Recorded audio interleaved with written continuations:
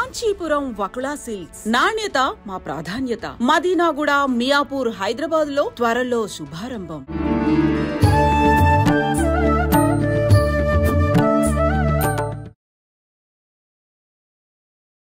నమస్కారం, welcome to I dream. ధర్మ మార్గం విత్ విజిత కార్యక్రమానికి స్వాగతం. ప్రస్తుతం మనతో పాటు ఉన్నారు ప్రముఖ జ్యోతిష వాస్తు పండితులు బ్రహ్మశ్రీ అన్నవరపు తిరుపతి మూర్తి అవధాని గారు. ఇప్పుడు వారితో మాట్లాడదాం. నమస్కారం గురుగారు. ఓం శ్రీ మహాగణాధిపతయే నమః. గురుగారు, నిత్య దీపారాధన విషయానికి వచ్చేసరికి చాలా మంది రకరకాల పొరపాట్లు చేస్తూ ఉంటారు అని అనిపిస్తూ ఉంటుంది. అంటే ఎవరికి తోచినట్టుగా వాళ్ళు చేసుకోవచ్చు అని చెప్పి కొంతమంది మాట్లాడుతూ ఉంటారు. కొంతమంది ఏమో లేదు, అంటే ఒత్తులు వేసే విధానం దగ్గర నుంచి ప్రతి ఒక్కటి కూడా ఒక నియమం పాటించాలని చెప్పి కొంతమంది చెప్తూ ఉంటారు. అసలు నిజంగా జరిగే పొరపాట్లు ఏంటి? నిజంగా అవి పొరపాట్లు చేస్తే ఆ పూజ ఫలితం ఉండదా? వాటి గురించి తెలియజేయండి. సాజ్యం త్రివర్తి సంయుక్తం వహ్నినా యోజితం ప్రియం గృహాణ మంగళం దీపం త్రైలోక్య తిమిరాపహ భక్త్యా దీపం ప్రయచ్ఛామి దేవాయ పరమాత్మనే త్రాహి మాం నరకాత్ ఘోరాత్ దివ్య జ్యోతి నమోస్తుతే అని మనం దీపారాధన చేస్తాం. నిత్య దీపారాధనలో చేసేటువంటి నిత్య పొరపాట్లు అంటే అనునిత్యము ప్రతి మనిషి చేసేటువంటిది పొరపాట్లే. పొరపాటు అనడం కన్నా అలవాటు అంటాం చాలా. ఎందువల్లనంటే సూర్యోజ్యోతి, సూర్యోదయం కాకముందు మీ ఇంట్లో మన ఇంట్లో మనకు దీపం వెలిగించి ఉండాలి. దీపారాధన జరగాలి సూర్యోదయానికన్నా మునుపు, అంటే దాదాపు 6 గంటల లోపే, 5:30 వెలిగించాలి. అలాగే సూర్యాస్తమానానికన్నా ముందు మన ఇంట్లో దీపారాధన వెలిగించి ఉండాలి. అంటే ఖచ్చితంగా 2 సార్లు దీపారాధన అనేది చేయటం ఉండి తీరాల్సిందే. లేదా ఉదయం పెట్టిన సాయంత్రం వరకు ఉంది శ్రేయోదాయకం, ఇబ్బంది ఏం లేదు. లేదా సాయంత్రం మళ్ళీ సూర్యాస్తమన సమయానికి దీపారాధన వెలిగించి తీరాలి. ఎందువల్లనంటే పూర్వకాలం వరకు వెళ్తే ప్రతి దేవాలయము కూడా 4:30-5 గంటలకల్లా సుప్రభాతం మొదలు పెట్టేసేవారు తీసేసి. ఎందుకంటే ఊర్లో ఉన్న దేవాలయం అనేటువంటిది ఖచ్చితంగా 5 లోపు దేవాలయం తీసి దీపారాధన చేసేవారు. కాబట్టి ఈ ఊర్లో ఉన్నటువంటి గ్రామం ప్రజలందరూ కూడా ఒక అరగంట అటు ఇటుగా లేచి ఒక 5:30 ఆ ప్రాంతాల్లో దీపారాధన చేసుకున్నా అది మనకి ఎలాంటి నష్టము ఉండేటువంటిది కాదు. ఇదే ఇప్పుడు కొన్ని ప్రాంతాలకి వెళ్తే ఆలయాలు తీసేటికి 7 అవుతుంది. అవును, ఆలయాలు వీళ్ళన్నీ తీర్చుకొని చూసుకొని వచ్చి తీసేటప్పటికి 7 అవుతుంది. రాక్షసత్వం అందుకే కదండి పెరిగిపోయేది. ఎప్పుడైతే కనుక మనం 5:30 లోపు స్నానం చేసి దీపారాధన చేస్తే దైవత్వం అనేటువంటిది మనకు ఆపాదిస్తుంది.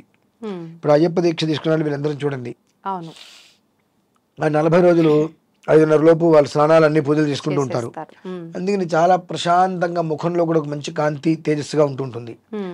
40 రోజులు పూర్తి అయిపోగానే ఇక అదేనట్టుగా వదిలేసి మళ్ళీ 7-8 వరకు పడుకోవటం వలన మళ్ళీ రాక్షసత్వం అనేటువంటిది ఆపాదించేస్తుంది. ఇప్పుడు కూడా మనిషిలో రాక్షసత్వం దైవత్వం అనేటువంటిది మనం నిత్య దీపారాధన చేసే విధానాన్ని అనుసరించే ఉంటుంది.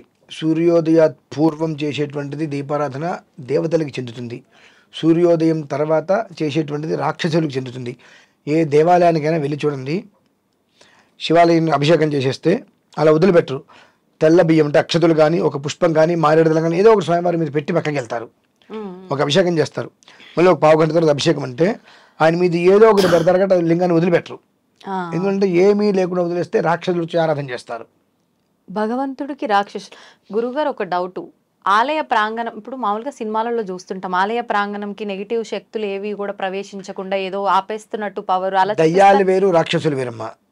రాక్షసులకి మనమే రాక్షసులం అంటే కృత్యం, రాక్షస ప్రవృత్తి అంటారు చూసారా, అది అంటే దుర్మార్గమైన లక్షణాలు వల్ల. ఇప్పుడు భగవంతుడు మీరు చేసినా నేను చేసినా ఎవరు చేసినా ఫలితాన్ని ఇస్తూనే ఉంటాడు. ఆ చేసే సమయాన్ని అనుసరించి వాళ్ళ యొక్క వ్యక్తిత్వం పెరుగుతూ ఉంటుంది. మనం సూర్యోదయం లోపు చక్కగా దీపారాధన చేసుకుని నమస్కారం చేసుకుంటే దైవత్వం అనేటువంటిది మనకు ఆపాదిస్తుంది. దైవపరమైన శక్తి వచ్చి ఒక మానసిక ప్రశాంతత ఏర్పడుతుంది. ఎప్పుడైతే 6:30 తర్వాత మనం నిద్రలో చేరిన తర్వాత దీపారాధన చేస్తామో ఆ దీపారాధన రాక్షసులకు చెందుతుంది. ఇప్పుడు మీరు ఇందాక అన్నట్టు ప్రతి ఒక్కరూ చేసేది ఇప్పుడు ఈ దీపారాధన కిందకే వచ్చేటట్టుగా ఉంది. అందరం కూడా ఖచ్చితంగా రాక్షస దీపారాధన చేస్తున్నాం. అందుకని దాదాపుగా మనలో 100కి 99 మంది రాక్షస కృత్యాన్నే పాటిస్తున్నారు మినహాయిస్తే దైవత్వాన్ని ఎవరు కూడా పెద్దగా పొందిన వాళ్ళు లేరు. ఎక్కడో రేరుగా ఉంటూ ఉంటారు వారు. కాబట్టి ఏంటంటే దీపానికి అంత పవర్ ఉందా అంటే మరి ఇంకెందుకు దీపారాధన చేయడం? దీపారాధనలో అంత శక్తి ఉందా? ఇంక చేయడం మానేయండి, దీపారాధన చేయక్కర్లేదు, ఇంకెందుకు దండగా. అంటే ఆ ఒక్క దీపం అనేటువంటిది మనం ఒక ఒత్తి వేస్తాము, ఒక నూనె వేస్తాము, అగ్గిపుల్లు పెట్టి వెలిగిస్తామంటాం. కాంతి పుంజమం అది, దారి చూపించేటువంటిది, ఆ దారిని నడిపించేటువంటిది కూడా అదే. కనుక దాని నుంచే మన జీవితం అనేటువంటిది ముడిపడి ఉంటుంది, మూలాధారం. ప్రతిదానికి మూలం కావాలిగా. ఆ మూలం ఏంటి? జ్యోతి. అది జ్ఞాన జ్యోతి కావచ్చు, మనం చూస్తే మన కళ్ళు కనిపించడం కావచ్చు, ఏదైనా సరే జ్యోతి అంటే వెలుతురు. ఆ వెలుతురుని ఏ రకంగా ప్రసాదింపజేస్తుంది అనేటువంటి విషయాన్ని మనం చూసుకోవాలి. అందుకనే ఇప్పుడంటే మనం చేయట్లేదేమో కానీ అమ్మ, దాదాపుగా పూర్వం నుంచి ప్రతి ఇంట్లో కూడా 5:30 రకాల దీపారాధన చేసేస్తారు. మనకి ఏదైనా ఇప్పుడు పండగలు వస్తే మనం చేస్తున్నాం అంటే పెందలాడ చేసేస్తారు. ఎందుకంటే రాక్షసత్వం రావద్దు అని. అలాగే తలంటి పోసేటప్పుడు కూడా పొద్దున్నే పూసేస్తారు పెందలాడే. ఎందువల్లనంటే కొన్ని సమయంలో చేసేటువంటివే ఆ భగవంతుడి యొక్క పరిపూర్ణ అనుగ్రహం అనేటువంటిది వాళ్ళకి లభ్యమవుతూ ఉంటుంది. నదీ స్నానాలు చూడండి, 5ంటికి వెళ్తారు. ఎందుకు వెళ్తున్నారు? పని పట్టలేక, 7ంటికి వెళ్ళలేక కాదు కదండి. ఎప్పుడూ కూడా ఉషోదయం, అరుణోదయం, సూర్యోదయం. ఉషోదయం దేవతలు స్నానం చేస్తారు, అరుణోదయం ఋషులు స్నానం చేస్తారు, సూర్యోదయం సమయానికి మనం స్నానాలు చేసినప్పుడు ఆ ఒక్క ఉదకం మన మీద పడతాయి. అంటే ఇది బ్రహ్మ ముహూర్తం నుంచి సూర్యోదయం వరకు జరిగే విధానమా ఇదంతా కూడా? అంతే. ఆ సమయంలో మనం చేసేటువంటి దేవతలు ఋషులు స్నానమాడిన ఉదకం ఏదైతే ఉంటుందో అది మన మీదకి పడుతుంది. మనం తొట్లోవే తీసుకుంటాం, అంటే మోటరే వేస్తాం, అందులో శక్తి మనకు తెలియదుగా. కానీ అది ఆ నీళ్ళు స్నానం చేయడం వలన మానసిక ప్రశాంతత. మీరు దీనికి అయ్యప్పని చూస్తే తెలిసిపోతుంది కదండి. 40 రోజులు కాగానే మళ్ళీ వాళ్ళు రాక్షత్వంలోకి వచ్చేసేస్తున్నారు వదిలేసుకొని. సో ఏంటంటే మనకు ప్రధానంగా ఆ మనిషి తత్వం ఏ రకంగా ఉంటుంది. కొంతమంది అంటారు అదేంటండి ఇంట్లో ఎప్పుడు ఆయన దేవుడి దగ్గర 10 గంటలు కూర్చుంటారు, 6 గంటలు కూర్చుంటారు, ఇల్లంతా దీపారాధన. ఎవరికి ఉపయోగం? రావణాసురుడు కూడా చేసే పని అదేగా. రావణాసురుడు కూడా షట్కాల శివార్చన ఎవరు చేయలేదు, ఆయన తప్ప. అంటే 6 కాలాల్లో శివార్చన రావణాసురుడు తప్ప ఎవరు చేయలేదు. కానీ ఆయన అసురుడే కదా, రాక్షసుడు. ఎంత చేసిన ఆయన రాక్షసుడు. ఆ ఒక తత్వం అయితే పోలేదు కదా. పుట్టింది బ్రాహ్మడిగా జన్మించినప్పటికీ కూడా ఆ రాక్షస చర్య అనేటువంటిది ఆయనలోకి ఆపాదించింది, అది పోలేదు. ఇంకా ఎందుకు పోతుంది అది? సో నువ్వు చేసే విధానం, ఎంత శివుని ఆరాధించు, ఆయన సంధ్యావందనం మాత్రం ఖచ్చితంగా సూర్యోదయానికి అయిపోతుంది. సముద్ర స్నానం చేసి వచ్చేస్తాడు. అనితర సాధ్యమైనటువంటి చేసేటువంటివన్నీ కూడా ఏం చేస్తున్నాడు ఆయన? సూర్యోదయం అనంతరం చేస్తుంటే సూర్యోదయం అయిపోయింది, ఆయన ఆరాధన చేసుకున్నాడు, బయటకు వచ్చేసాడు. అక్కడి నుంచి చేసే కొన్ని కృత్యాలు ఉంటాయి, అవన్నీ కూడా రాక్షస కృత్యాలు. ఎంత చేసినా 24 గంటలు దీపాలు పెట్టాడు. కానీ ఆయన మందిరంలో ఉన్న దీపం వేరు, సభామందిరంలో ఉండే దీపాలు వేరు కదా. కాబట్టి అంటే నా మనస్సులో నాకు శివభక్తి ఉండొచ్చు, కానీ నా ప్రవృత్తి మాత్రం రాక్షస ప్రవృత్తి. అలానే ఎంత చేసినప్పటికీ కూడా ఆ సమయంలో చేసేటువంటిది మనిషి జీవితానికి ఒక అద్భుతమైనటువంటి కాంతిపుంజంలా కాపాడుతుంది. అలానే ఆ మనిషిని అదే అగ్ని దహించి వేస్తుంది కూడా. దీపారాధన, ఒక్క దీపారాధనతో యావత్ భారతదేశం మొత్తం తగలబెట్టచ్చు, ప్రపంచం మొత్తం తగలబెట్టచ్చు. అదే దీపంతో ప్రపంచం మొత్తానికి వెలుతురనివ్వచ్చు. మన ఆలోచన, మన విధానం ఎలా ఉంది, మనం ఎలా చేస్తున్నాము, మనం ఎలా ఉపయోగిస్తున్నాము అనేది ఒకటే ముఖ్యం. దానికి మాత్రం ప్రతినిత్యము మనిషి ఉన్నంతలో ప్రశాంతంగా తన జీవితాన్ని తను సాగించాలనుకుంటే సూర్యోదయానికల్లా లోపు. అంటే మనం చేస్తున్న మొట్టమొదటి అతిపెద్ద పొరపాటు ఏంటి అని అంటే సూర్యోదయం ముందర దీపారాధన చేయకపోవడం. అంతే. ఒకవేళ చేసే విధానంలో కూడా మళ్ళీ ఇంకేమైనా పొరపాట్లు ఉన్నాయా అనంటే, ఇప్పుడు ముఖ్య కాలాతిక్రమణ దోష ప్రాయశ్చిత్తం, ముఖ్యమైన కాలాన్ని అతిక్రమించి దానికి ప్రాయశ్చిత్తం చేస్తామంటాం కన్నా ముఖ్యమైన కాలంలో ఏం చెప్పబడింది? సాధ్యం త్రివర్తి సంయుక్తం ఉందిగా. ఇక మనం 100 రకాలుగా పుస్తకాలు తీయక్కర్లేదు కదా, చేసుకో సరిపోతుంది. బ్రహ్మ విష్ణు మహేశ్వరులు ముగ్గురికి అయిపోయాయి. ఇందులో కొన్ని కామాక్షి దీపాలు, ఒక్క ఒత్తి వేసి ఇవన్నీ వస్తుంటాయి, కుంభవత్తులు వేసేవి అనునిత్యం అవి పనికిరావు. మరి ఎలాంటి అవి కొన్ని ఆరాధనలు చేస్తున్నప్పుడు ఆ కుంభవత్తి వేయటం కానివ్వండి, కామాక్షి వత్తి వేయటం కానివ్వండి, అంటే ఒక వత్తితోటి ఇవి కొన్ని విషయాలకి మాత్రమే అది ఉపయోగిస్తుంది. మినహాయిస్తే ఇంట్లో నిత్యం దీపారాధనలో మాత్రం సాధ్యం త్రివర్తి సంయుక్తం. ఉండి తీరవలసినదే. కొంతమంది చాలా పెద్ద దాంట్లో ఒక్కటే పెట్టి ఎప్పుడు అఖండంగా అలా ఉంచుతాము అని చెప్పి అంటుంటారు. అలా ఉంచొచ్చు అంటారా గురువుగారు? మనం చెప్పినా వాళ్ళు వినరు. అది పనికిరాదు అంటే ఒప్పుకోరు. అఖండం అనేటువంటిది పెడతాం. ఆ ఇంట్లో అన్ని మానేస్తున్నారా? లేదు. మరి ఎందుకు పెడుతున్నారు? దసరా నవరాత్రులు పెడతారు. అది ఇళ్లలో ఎప్పుడు పెట్టకూడదమ్మా. ఒక ఆశ్రమం, ఒక పీఠం, ఒక ఆలయం అటువంటి వాటిల్లోనే మనం అఖండాలు పెట్టాలి. ఇప్పుడు నా ఇల్లు ఉంది, నేను పెట్టుకోలేక, కానీ నేను ఆఫీస్ పీఠం ఒకటి పెట్టుకుని అక్కడ ఎందుకు చేసుకుంటున్నాను? నా ఇంట్లో నెల తిరిగితే అమ్మాయికి ఇబ్బందికర వాతావరణం ఉంటుంది 3-4 రోజుల పాటు. కాబట్టి నాకు ఇంట్లో అర్హత లేదు దాని అఖండాలు పెట్టుకోవడానికి. కాబట్టి నేను ఇంట్లో పెట్టుకోవట్లేదు. నేను నవరాత్రులు వచ్చినా ఏది వచ్చినా ఏం చేసినా వేరే ఇంకో చోట పెట్టుకొని అక్కడ నేను ఎందుకు చేసుకుంటున్నాను? పిచ్చక్కే కాదు కదా. కొన్ని మనం పాటించాలి. అలా పాటించకపోతే దాని ప్రభావం మొత్తం అంతా ఏం లేదు. మీరు అఖండం పెట్టినప్పుడు ఎంత అయితే అక్కడ మసి పట్టిందో అంత మసి మీకు శుభ్రంగా సిద్ధంగా ఉంది మీకు పట్టడానికి. ఇంట్లో పెట్టుకుంటే మాత్రం పెట్టకూడదు మా ఇంట్లో. పనికిరాదు. ఎందువల్లంటే సాంసారిక జీవితం ఇంట్లో నడుస్తుంది, అన్ని రకాల విధానాలు ఇంట్లో నడుస్తున్నాయి. కాబట్టి నీకు ఇంట్లో అఖండం పెట్టడానికి అర్హతలు ఏ కోశాన లేవు. నాకు ఇల్లున్నా నేను వేరే ఇల్లు తీసుకొని వేరే మఠంలాగా పెట్టుకొని పీఠంలాగా పెట్టుకొని ఎందుకు అక్కడ చేసుకుంటున్నాను? ఇది అర్హతలు లేదు కనుక. అర్హతలు లేని చోట నేనే చేస్తా అంటే నేను మీకేం చెప్తా? ఇంకా నేను చదువుకున్నాను, నా ఇంట్లో నేను చేసుకుంటాను, నాకు తప్పు లేదంటే మీకెందుకు తప్పు ఉంటుంది? నాకు తప్పైంది అది అందరికీ తప్పే వస్తుంది. నాకు లేని తప్పు మీకు ఎందుకు అవుతుంది? తప్పది. కానీ ఇళ్లలో పెట్టకూడదు అఖండం. మనం చాలా మందిని చూస్తుంటాం, అఖండం పెట్టేసామని అంటారు. దేనికి పెట్టారు? విషయం తెలియదు. మేము పెట్టాలంటే పెట్టాం. అంటే ఇంట్లో ఎప్పుడు దీపం వెలుగుతూ ఉంటే శుభం అంటారు కాబట్టి అలా తప్పమ్మా. ఆ విధానాన్ని ఆచరిస్తున్నాము అనే వాళ్ళు ఉంటారు. ఇప్పుడు ఇంకొక మాట చెప్పి నేను ముగిస్తా. ఇప్పుడు మనం దీపారాధన చేస్తాం, నూనె అంతా అందులోనే ఉంటుంది, కొండెక్కేస్తుంది. సాయంత్రం మళ్ళీ రేపు అక్కడే దాన్నే వెలిగించేస్తాం. మళ్ళీ మనం ఆ నూనె బారబెట్టిన దేనికిలే అంటే మన కక్కుర్తి ఆ కాస్తలో వస్తుంది. వెలిగించకూడదు అలా. అది ఎంగిలి నిన్నటిది కదండి అది. అది నూనె మొత్తం అయిపోయింది, తాగేసేసింది, కొండెక్కేసింది. ఆ ఒత్తి తీసి మళ్ళీ కడిగి కొత్త తెలిసింది. మీకు మాట చెప్పంటారా? కంచంలో అన్నం పెట్టుకున్నారు, ఇంత తిన ఆపేశారు, దాన్ని మళ్ళీ రాత్రి అదే అన్నం తింటారా? అదేంటండి అంటే మనం తిని వదిలేసిన అన్నమే మళ్ళీ సాయంత్రం ఎప్పుడు తినడానికి మనకే పనికిరాంది. అది ఎట్లా చేస్తామండి? ఎంగిలైపోయింది కదండి, శేషం. కాబట్టి ఒక్కసారి అది దీపారాధన వెలిగించిన తర్వాత అది కొండెక్కేసింది, వెంటనే అది మొత్తం తీసి మళ్ళీ వెయ్యాలి. 5 నిమిషాల్లో కొండెక్కినా సరే ఆ నూనె తీసేయాలి, ఆ ఒత్తి తీసేయాలి, మళ్ళీ ప్రమిద కడిగి మనం దీపారాధన చేయాల్సిందేనమ్మా. ఒక్కొక్కసారి దీపారాధన చేస్తున్నప్పుడు వెలిగించగానే మళ్ళీ ఆరిపోవటం, మళ్ళీ వెలిగించడం చేస్తుంటాం. అలాంటప్పుడు అలా వెలిగించవచ్చు, అప్పుడు కూడా మార్చాల్సిందేనా? మీకు అది వెలిగింది, మీరు బొట్టు పెట్టారు, ఆ తర్వాత కొండెక్కింది, వెంటనే మార్చాల్సిందే. అది ఎంగిలైపోతుందమ్మా, పనికిరాదు. ఎందుకంటే మీరు బాటిల్లో మంచిది తాగుతారు, నోటికి ఖర్చుకొని తాగుతారు, పక్క వాళ్ళు తాగుతారా? ఏ నీళ్ళే కదా. అంటే మనకి ఎంతో వాటికి అంతకన్నా ఎక్కువ. కాబట్టి కొంతమంది ఏం చేస్తారు, నూనె అయిపోతుంది, ఒత్తుంటుంది, అందులోనే నూనె పోసేసి మళ్ళీ వెలిగిస్తూ ఉంటారు. ఇవన్నీ కూడా పనికిరాదమ్మా. వీటన్నిటి వల్ల దోషమే. మనకి ఏంటంటే ఆ ఒత్తు వేస్ట్ చేయటం దేనికి? వాటిల్లో బయట ఎన్ని వేస్ట్ అవుతున్నా మనకి సంబంధం లేవు, విపరీతంగా వృధా అవుతూ ఉంటాయి. అంటే ఏదో కావాలని చేయటం అని కాదు, కానీ మామూలుగా ఇలాంటి సహజంగా 90% ఇళ్లలో ఇది జరుగుతూ ఉంటదనే అనుకుంటా నేనైతే. అనుకోవద్దు, నిజమే అది. అంటే వాళ్ళకి ఒక భయం.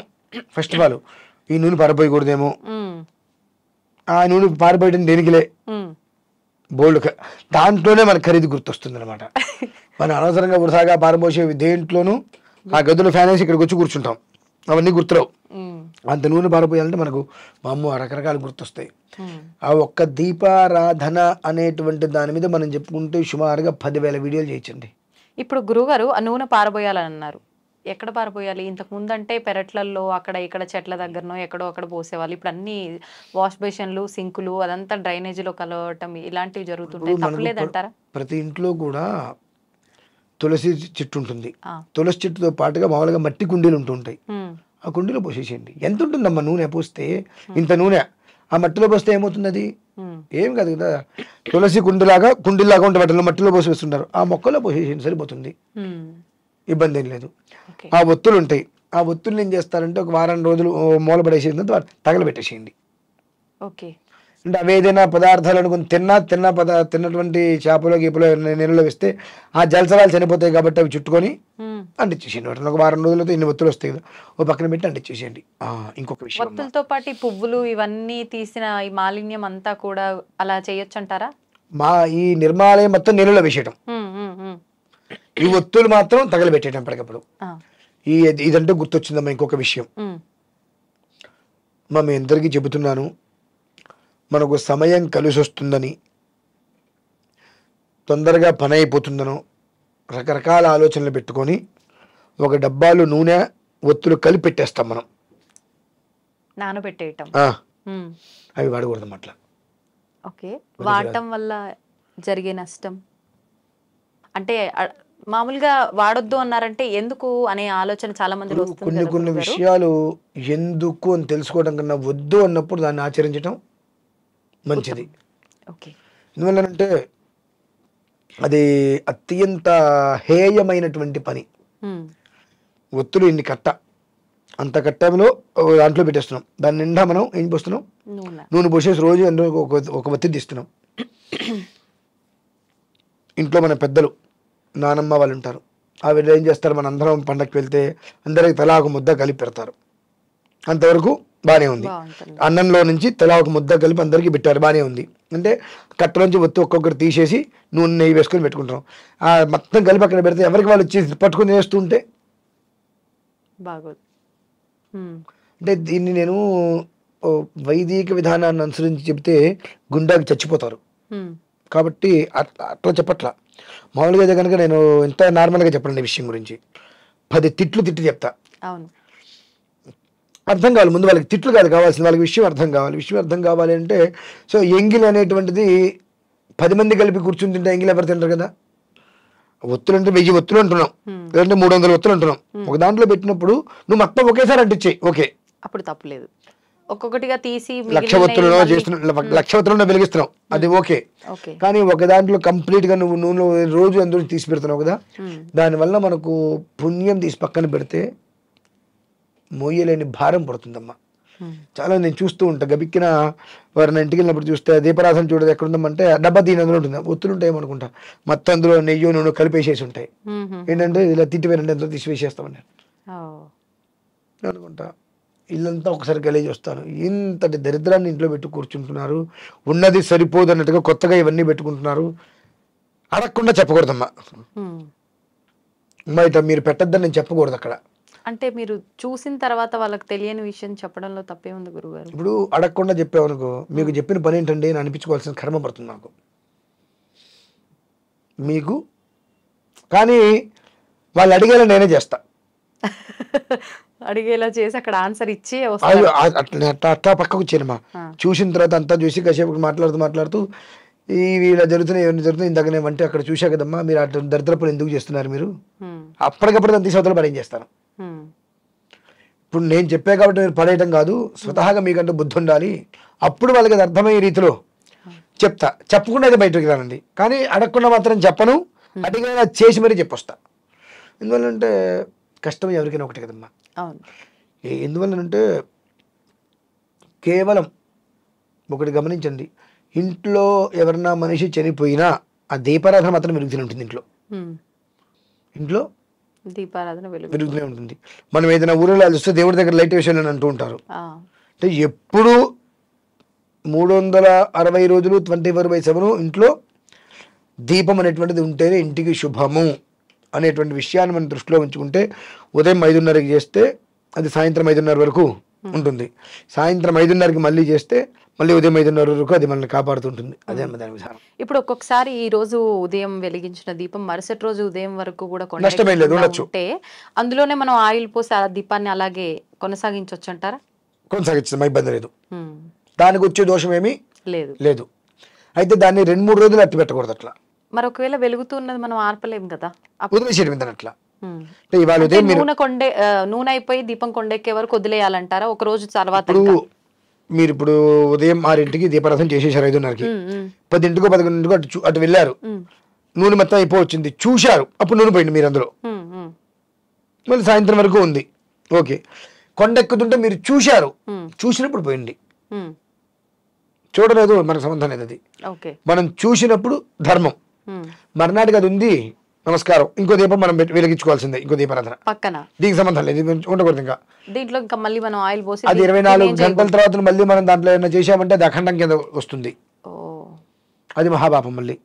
కాబట్టి దాని అట్లా వదిలేసి అది ఉన్నప్పటికీ మనం వేరే దీపారాధన మనం చేసుకోవాల్సింది, తప్పదు. అప్పుడు సంఖ్య మారిపోతుంది కదా గురుగారు, దీపారాధన మళ్ళీ ఇది ఇట్లా ఉంటది. ఆల్రెడీ 2 దీపాలు వెలిగిస్తారు, ఒక్కటి వెలిగించకూడదని చెప్పి మళ్ళీ 2 వెలిగించడం. అస్మిన్ వర్తమాన వ్యవహారక చాంద్రమానే స్వస్తి స్త్రీ క్రోధనామ సంవత్సరే ఉత్తరాయణే శిశురతు మాఘమాసే కృష్ణపక్షే అమాయాం బృహస్పతి వాసరే అన్నాం. అంటే ఇవాళ దీపారాధన చేసినప్పుడు సంకల్పంలో ఇవాళ చెప్పుకున్నాం. ఈ దీపారాధన ఇవాళ చేసిందా నేను రేపు చేసేదా? ఇవాళ చేసింది అంటే సంకల్పంలో నిన్నది. Okay okay. ఈ సూర్యోదయానికి దానికి సంబంధం లేదు. ఇంకా ఓకే, ఈ మన సూర్యోదయానికి ఈ తిథివార నక్షత్రాలకి ఈ దీపారాధన మనం మళ్ళీ అట్లా. అర్థమైంది గురుగారు. సంతోషం గురుగారు, నిజంగా చాలా మంచి విషయాలు తెలియజేశారు. నాకు తెలిసి దీపారాధన గురించి ఇప్పటివరకు చర్చించుకుంది కానీ ఇది ఒక సెకండ్ లో విజయవంతం. అవును, 10,000 వీడియోలు చేయించండి. కానీ మనం ఎప్పుడు మాట్లాడుకునే దానికన్నా కూడా ఈసారి నిజంగా చాలా కొత్త విషయాలు చెప్పారు మీరు. నిజంగా ధన్యవాదాలు గురుగారు. పరమేశ్వర, కొత్త విషయాలు కాదమ్మా, ఉన్న విషయాలే. అంటే మామూలుగా సాధారణంగా మాట్లాడుకుంటూనే ఉంటాం ఏదో ఒకటి. అంటే ఒత్తులు ఎన్ని వేయాలి, ఏ నూనె వాడాలి, పువ్వులు ఉంచాలా తీయాలా, పువ్వులు ఉంటేనే చేయాలి, ఇలానే మనం ఎక్కువగా ఎవరైనా కూడా ఇలాంటివే మాట్లాడతారు. కానీ ఇప్పుడు మనం మాట్లాడినే మాత్రం ఎప్పుడు మాట్లాడకుండా ఉన్న విషయాలు మాట్లాడడం జరిగింది. ధన్యవాదాలు.